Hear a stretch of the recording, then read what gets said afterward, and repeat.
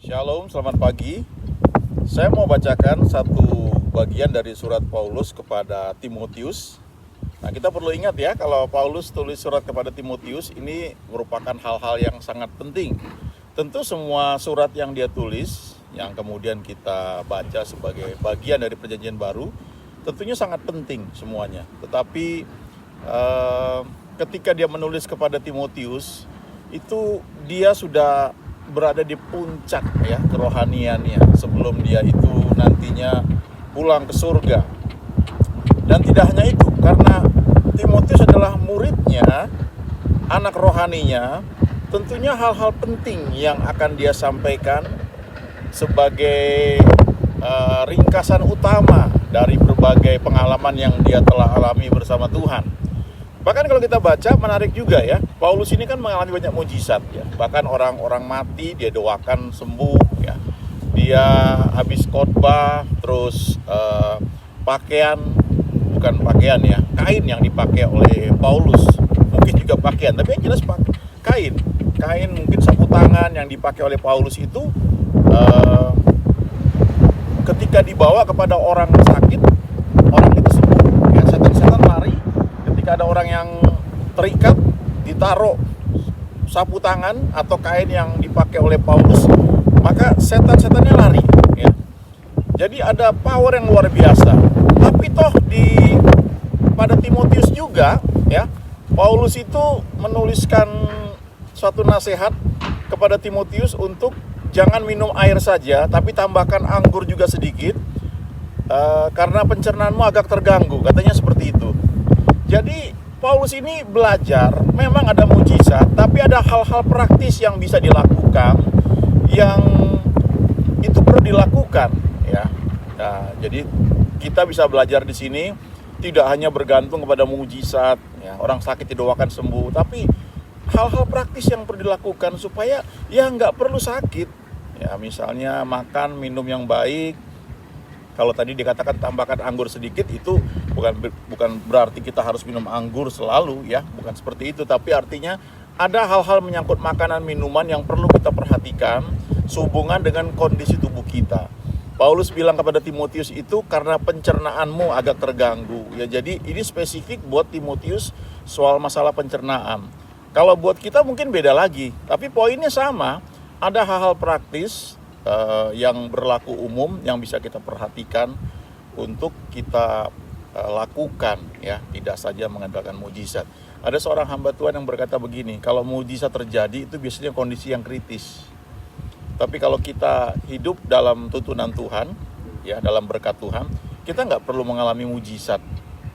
Dalam arti kita hidup dalam perlindungan Dia, sehingga kita selalu berada di tempat yang tepat ya, pada waktu yang tepat. Dan kalaupun perlu mujizat itu nggak selalu dari waktu ke waktu yang menunjukkan kita dalam keadaan kritis terus ya. Nah, kembali ke apa yang Paulus sampaikan kepada Timotius. Jadi salah satu hal praktis yang dia sampaikan ini yang juga banyak dikutip oleh banyak gereja, tapi di sisi lain ini juga kadang-kadang disalah tafsirkan. Maksudnya salah tafsirkan itu artinya kadang-kadang artinya jadi berlebihan ya. Saya kira banyak ayat-ayat di Alkitab yang mungkin nggak banyak lah, katakanlah sebagian ayat-ayat firman Tuhan yang disampaikan di Alkitab ini dibuat menjadi satu doktrin tertentu, jadi ekstrim, dan akibatnya ya ada side effect ya, ada efek samping yang kadang-kadang menimbulkan orang lain tuh jadi syak ya, atau tersandung. Oke, saya bacakan ayatnya, 1 Timotius 6 ayat 10. Karena akar segala kejahatan ialah cinta uang. Sebab oleh memberi uanglah beberapa orang telah menyimpang dari iman dan menyiksa dirinya dengan berbagai-bagai duka. Nah, perlu kita perhatikan di sini yang Paulus katakan, akar segala kejahatan ialah cinta uang. Ya. Cinta uang, bukan uang. Kadang-kadang yang mungkin masuk ke dalam alam bawah sadar kita, lalu itu kita ingat, kita berpikir bahwa uang adalah akar segala kejahatan. Padahal Alkitab berkata cinta uang, bukan uang.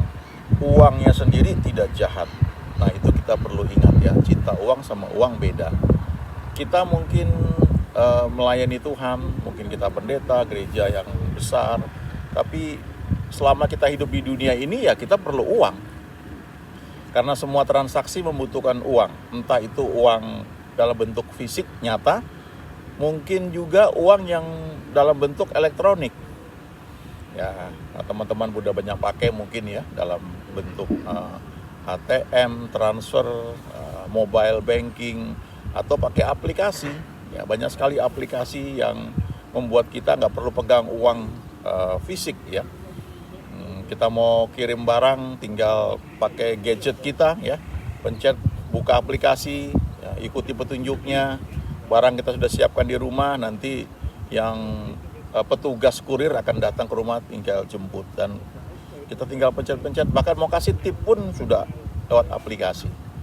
Ya, tapi itu semua kan uang ya, walaupun tidak berbentuk fisik. Nah, uangnya sendiri tidak jahat, tapi cinta uang itu yang jahat. Nah, ini perlu kita perhatikan. Kenapa? Karena ketika alam bawah sadar kita berpikir bahwa uang adalah akar segala kejahatan, kita akan menolak uang itu tanpa sadar. Ya, kita akan, walaupun kita nggak bilang, tapi kita akan mempunyai sikap benci kepada uang. Ya. Saya ingat beberapa tahun yang lalu ada seorang hamba Tuhan, dia bagikan, cinta uang itu lawannya bukan benci uang. Saya kaget juga pertama kali saya dengar. Kalau Anda benci uang, Anda akan kesulitan dengan uang senantiasa. Padahal dunia ini senantiasa dalam transaksinya ya menggunakan uang. Kita beli bensin misalnya, beli bahan bakar, sekalipun kita direktur perusahaan besar, atau kita pendeta ya, atau kita gembala satu gereja, atau kita full timer, tetap saja waktu kita beli bensin, beli bahan bakar, tetap menggunakan uang, dan kursnya sama, harganya sama ya. Kalau kita pergi ke valuta money changer, mau tukar mata uang asing ya, kursnya sama ya, yang berlaku di tempat tersebut. Tentu money changernya perlu ambil untung ya. Jadi kadang-kadang ada beda antara money changer satu dengan money changer yang lain. Tapi kan kursnya sama, kurs standarnya sama, apapun status posisi kita. Jadi selama kita hidup di dunia ini ya mau nggak mau ya, bukannya kita harus benci uang, justru kita harus belajar bagaimana mengelola uang tersebut. Kalau kita punya sikap benci akan uang, kita akan menolak semua sesuatu yang mungkin menjadi jatah kita, berkat kita, terus kita nggak mau. Bahkan kalau kita perhatikan ya, di dunia ini,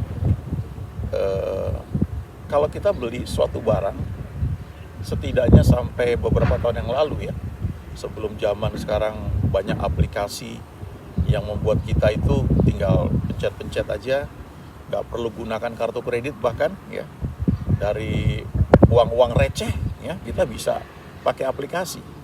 Kalau beberapa tahun yang lalu kan, kalau orang mau menggunakan kartu kredit atau debit ya, debit cash, itu ada jumlah minimal di beberapa tempat.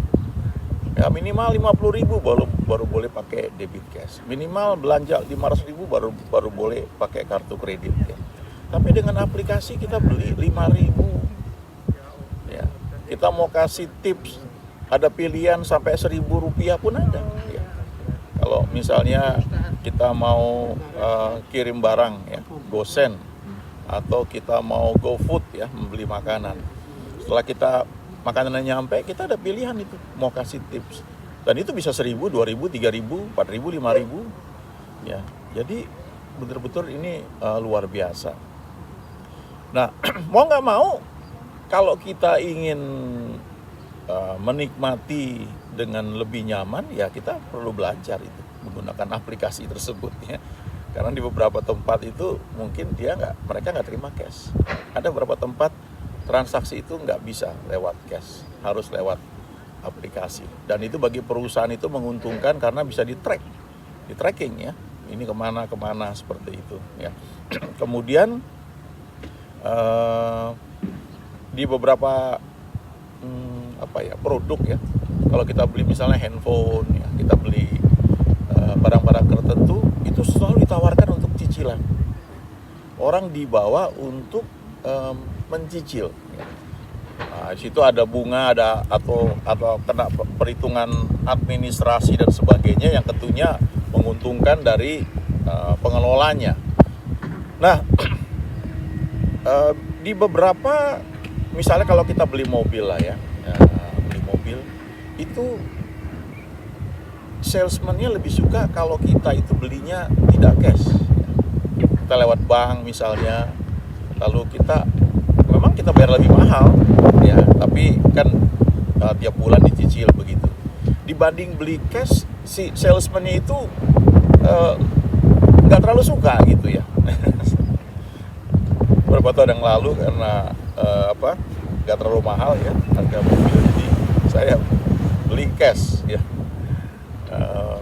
Ya nggak gitu happy salesman-nya. Dia berpikir kalau sebaliknya, ada orang yang saya kenal ketika dia beli pakai kredit bank tertentu, dia dapat banyak bonus ya. Dari salesman-nya dia dapat tambah dan sebagainya. Nah, kenapa seperti itu? Ya, itu kan ada aturan-aturan yang menyangkut keuangan yang dibuat begitu rupa sehingga menguntungkan ya bagi ya orang-orang yang bergerak dalam transaksi keuangan. Nah, tapi kita perlu ingat di sini bahwa jangan kita jauhi soal keuangan, justru kita perlu pelajari bagaimana mengelolanya. Ya, ada orang-orang yang karena mungkin masa lalunya atau ada kesulitan dia dalam mengelola atau punya pengalaman yang tidak nyaman lah soal uang, lalu menghindar ya. Ketika ketemu dengan uang dia menghindar. Ya, saya nggak bisa bilang salah juga ya, karena itu kan pengalaman. Tapi selama kita hidup di dunia ini ya, kita akan berurusan dengan alat pembayaran ini ya, entah bentuk cash atau bentuk elektronik. Ada yang tidak pernah mau pakai kartu kredit lagi ya. Sehingga ketika mereka membutuhkan transaksi, misalnya transaksi yang jumlahnya bisa besar dan nggak bisa dilakukan dengan cash, ya akan kesulitan. Itu memang pilihan ya. Tapi intinya begini yang ingin saya mau sampaikan ya. Ayat ini ketika Paulus berkata akar segala kejahatan adalah cinta uang, oleh sebagian orang itu tanpa sadar membuat mereka itu menjauhi uang. Padahal butuh uang setiap hari. Bahkan kalau kita pergi pelayanan atau kita membuka satu pelayanan, kita membuat satu acara, ya kita akan menghitung kebutuhannya. Di gereja juga kita membuat, ya bagi sebagian gereja selesai acara itu ada konsumsi butuh uang. Kita perlu atur itu, perlu kelola. Lalu kita ada di gereja, ada persepuluhan, ada diakonia, ada persembahan lainnya, ada janji iman. Itu semua menyangkut uang. Ketika kita pakai gedung, kita mesti bayar listrik. Bagaimana kita bayar jangan terlambat, itu semua menyangkut uang. Jadi perlu keterampilan mengatur uang itu, bukan kita menjauhinya. Justru kita perlu belajar. Karena kalau kita nggak pelajari, mungkin kita akan timbul masalah dengan keuangan tersebut. Ya. Kadang-kadang sebagian orang tuh berpikir orang yang rohani itu adalah orang yang tidak pernah mikirin uang. Ya, tergantung ya cara mikirnya. Ada orang-orang yang seperti itu, tapi kan ada orang lain yang memikirkannya. Dalam satu gereja misalnya ada gembala yang pendeta yang berpakaian luar biasa sekali. Di bawah dia ada tim. Ya. Wakil gembala misal, beberapa orang yang mengatur, ada yang bidang administrasi, ada yang bidang keuangan, ada yang bidang mungkin pengajaran, ada yang bidang mungkin bagian misi, ya tetap diperlukan. Dia memang nggak berurusan langsung dengan uang. Saya pernah lihat ada satu hamba Tuhan dari luar negeri datang ke Indonesia dan pelayanan memang luar biasa di seluruh dunia itu besar sekali. Nah ketika dia selesai khotbah gitu, dia turun ya, lalu ada orang kasih persembahan tuh satu kantong uang besar sekali, segembok gitu. Dia terima, dia langsung teruskan kepada stafnya. Bukan dia yang terima itu. Ketika saya ikut konferensinya, saudara ya, saya lihat dari dekat hamba Tuhan ini yang sudah sering datang ke Indonesia juga. Dan saya lihat istrinya ya, sederhana sekali. Lalu adik saya bilang, itu kantor pusat dia juga, kantor pusat pelayanannya sederhana. Kita pikir mungkin pelayanan yang gede kayak begini kantornya akan mewah dengan segala macam fasilitas. Enggak, ternyata sederhana sekali. Jadi orang ini walaupun Tuhan pakai luar biasa, ada orang yang mengurus soal keuangan, dia enggak touch itu, tapi pelayanan dia berkembang ya butuh uang. Tapi toh ada orang yang mengelola. Dan dia sendiri hidup ya secukupnya kalau menurut saya sih. Nah, secukupnya itu relatif ya. Kalau kita tinggal di desa mungkin secukupnya beda sekali dengan tinggal di kota besar. Ya,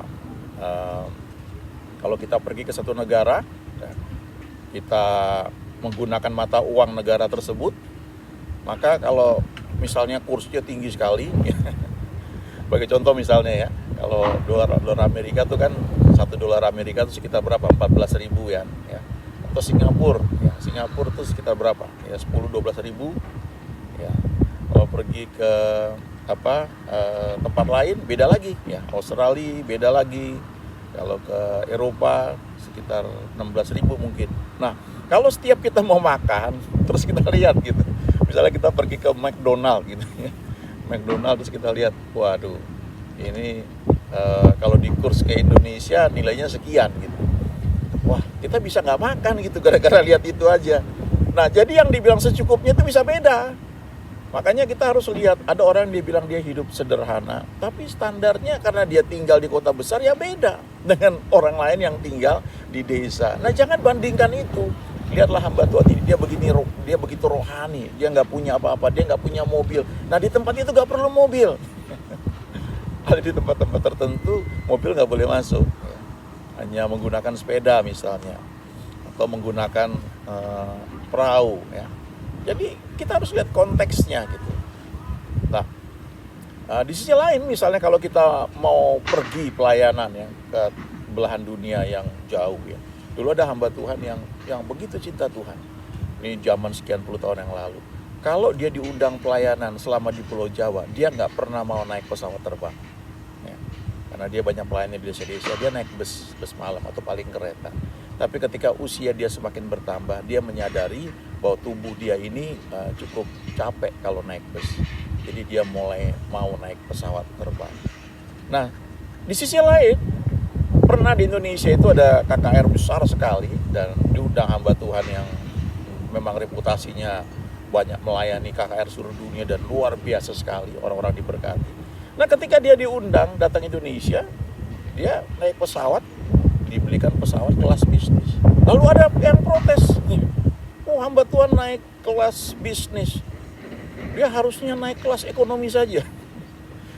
Lalu ada hamba Tuhan lain yang bilang, kamu pelayanan juga baru kemarin sore ya, kamu nggak ngerti apa-apa, kamu nggak tahu ini orang Tuhan pakai luar biasa, dan salah satu perwujudan kita menghargai pelayanan Tuhan adalah kita memberikan yang terbaik ya, bagi orang-orang yang memang Tuhan pakai melayani dia. Tuhan bilang begini, jika ada seorang memberikan secangkir air saja kepada kamu oleh karena kamu adalah muridku, maka orang itu tidak akan kehilangan upahnya. Kita baca di Alkitab itu terjadi berulang kali. Ya, itu sebabnya saya suka lihat kalau ada orang, bahkan orang dunia ya, ketika Tuhan pakai orang tersebut sehingga satu izin pelayanan bisa diberikan dan banyak orang dijamah Tuhan, ya, maka saya melihat reward kepada orang tersebut nggak hilang, ada. Baca di Alkitab bagaimana ada bidan orang Mesir yang menolong orang-orang Israel melahirkan. Tuhan memberkati mereka ya. Jadi kadang-kadang pengertian ayat ini, cinta uang itu akar segala kejahatan, itu ditarik begitu rupa sehingga kita itu menjadi anti uang, benci uang, anti kemewahan, atau kita jadi seperti menjudge ya, artinya menghakimi orang lain yang kok mobilnya mewah, dia hidup dalam kemewahan, dia nggak benar ya. Nah, jangan terlalu cepat menilai ya. Coba cek baik-baik ya. Jangan-jangan kita salah. Karena kalau kita pelajari di Alkitab, ya orang-orang yang memang Tuhan pakai mengasihi Tuhan, itu rewardnya juga luar biasa. Saya pernah dengar satu pendeta dari satu gereja ya di Amerika, dia memang dipakai Tuhan juga luar biasa. Lalu ada salah seorang yang merasa diberkati dan orang ini membelikan mobil baru dan dia tanya, ya, Pak mau nomor polisinya berapa? Mau warna apa? Dan ketika dikirimkan mobil itu, karena mobil mewah ya, jadi dikirim pakai truk yang pengantar mobil itu. Lalu ketika dia pakai, ada orang lain yang protes, dan orang ini bukan jemaat gereja itu. Dia bilang, Pastor, harusnya Anda nggak pakai mobil itu, Anda pakai mobil biasa aja, ya. Anda jual mobil itu, berikan buat persembahan. Lalu pendeta ini bilang begini, pertama-tama kalau orang itu ingin memberi untuk pelayanan, dia akan beri langsung ke pelayanan, tidak ke saya. Yang kedua, karena dia ingin memberi kepada saya, dia ingin saya pakai, dia tanya sampai detail, ya, warna apa dan nomor seri polisinya seperti apa yang saya inginkan. Kalau nanti saya mau menabur untuk pelayanan, ya itu nanti urusan saya dengan Tuhan. Tapi bahwa orang ini memberi kepada saya perlu hargai dan saya bisa nikmati karena itu memang dari Tuhan. Di sisi lain ada lagi orang lain ya, yang ketika sudah dilayani luar biasa, ya, dia memberikan berkat, kalau nggak salah gelang atau cincin atau berlian gitu kepada hamba Tuhan yang seorang ibu. Ya. Nah, hamba Tuhan ini nggak pakai ya dalam beberapa acara. Lalu yang memberi ini tanya, Bu, kemana yang saya kasih kok nggak dipakai gitu. Jadi ternyata itu ada ya hal seperti itu yang kadang-kadang kita nggak pernah pikirkan. Saya pernah dengar juga ada seorang hamba Tuhan cerita sekian tahun yang lalu di provinsi dia tuh yang cukup besar sebenarnya. Mungkin pada saat itu tidak ada pendeta yang pakai mobil yang cukup mewah dalam merek tertentu. Jadi waktu ada orang mau kasih kepada dia minta waktu berdoa dulu, ya, 1 bulan mendoakan itu. Mau dikasih loh. Kalau kita bukan mungkin langsung puji Tuhan, haleluya, ya, Tuhan berkati kamu. Ini enggak, dia doa dulu. Wih, saya pikir ini kok ada orang seperti ini. Dia doakan, lalu kemudian istrinya dapat masukan dari salah seorang pendoa. Pendoa ini bilang begini ya, ini hal menarik loh ya. Yang seperti ini ya kalau didengar tolong jangan ditolak dulu, kalau nggak setuju nggak apa-apa, nggak usah dipikirkan. Tapi saya pun waktu mendengar ini cukup kaget.